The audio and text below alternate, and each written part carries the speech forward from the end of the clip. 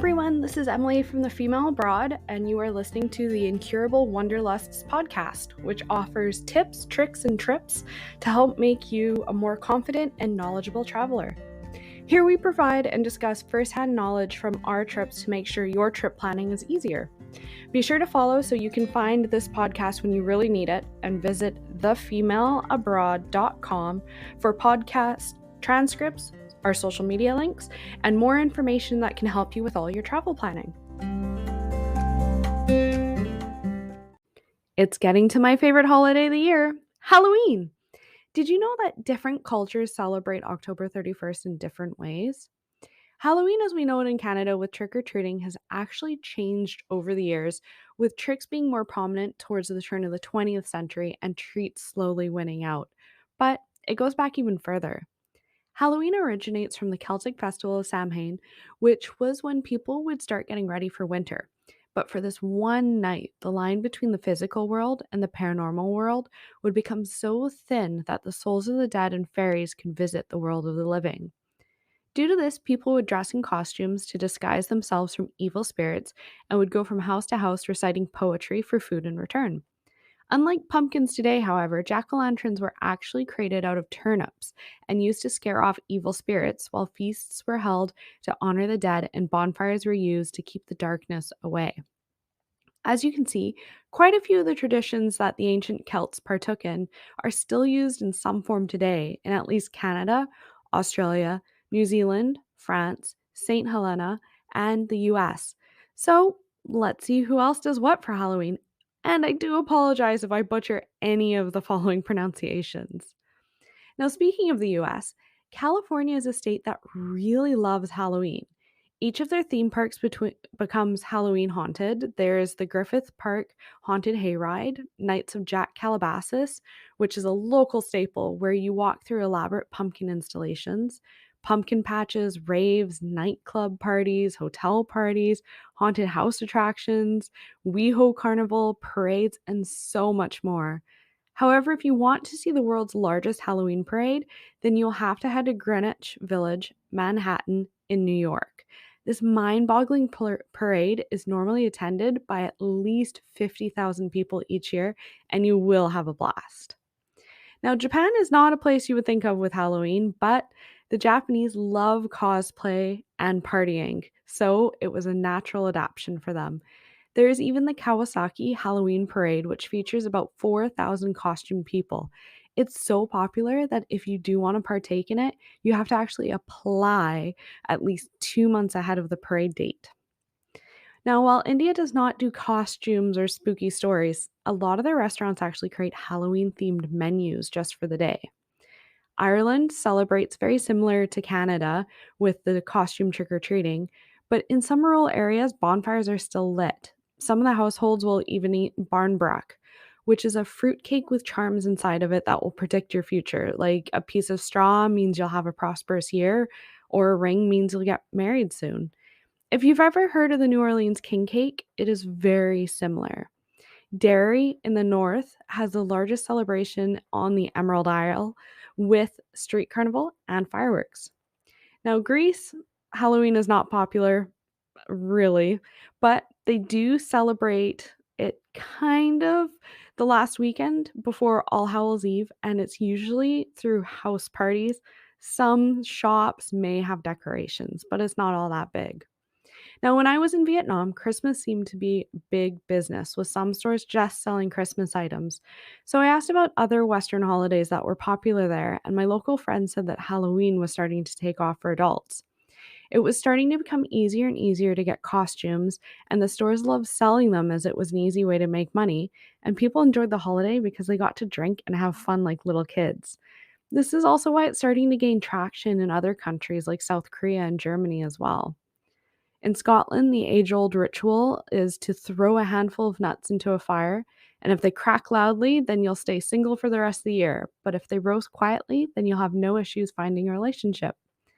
The Philippines remember the dead from October 31st to November 2nd, but trick or treating is on October 31st, and it's starting to replace an older tradition of Pangangalulua, which was where people would go house to house to sing a song in exchange for food or money, with the songs usually being about the souls in purgatory and sung by children. Spain involves eating traditional foods that would normally be served during the All Saints' nights, like roasted chestnuts, almond balls covered in pine nuts, sweet potato, candied fruit, and muscat.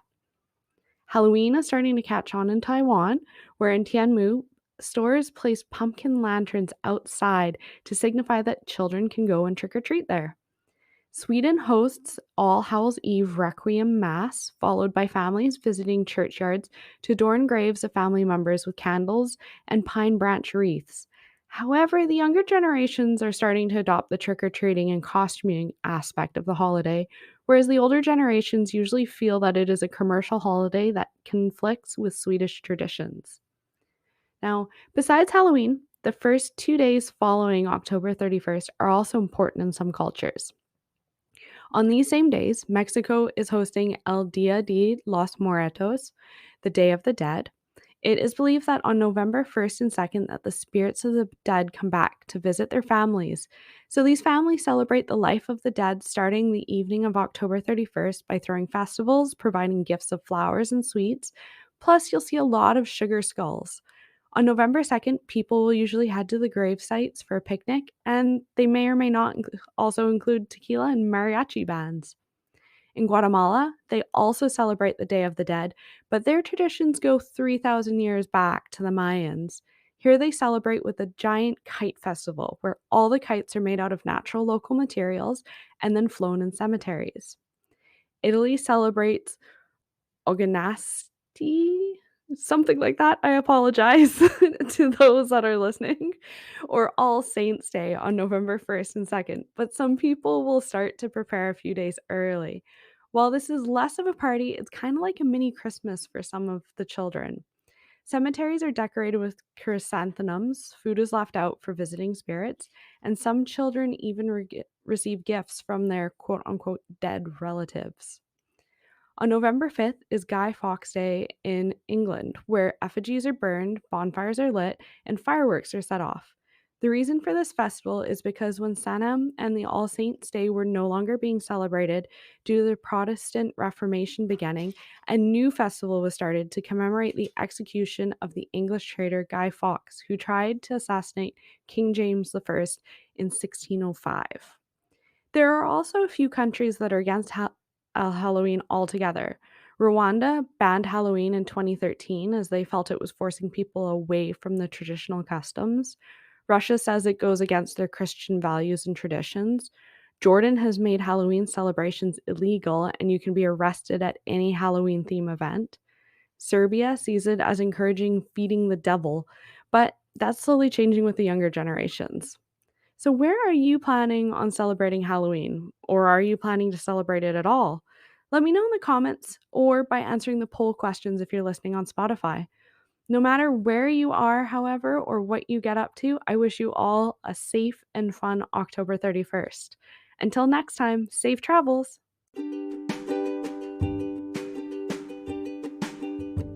Thank you for listening to the Incurable Wanderlust podcast, and make sure to subscribe so you never miss an episode, as well as to make it easy so you can find us when booking your next trip. If you can, recommend the Incurable Wanderlust and the Female Abroad to those that you travel with. Feel free to leave us a rating and review, and if there are any topics that you're interested in learning more about or want to hear about, then make sure to include them. Also, do not forget to visit thefemaleabroad.com for helpful tips, tricks, and trips to help you on your next vacation. Are you also interested in booking your own trip but you don't know where to start? Then check out our travel planning services. The Incurable Wanderlust has new episodes released every 3 weeks. So thanks again for listening, and until you tune in again, safe travels!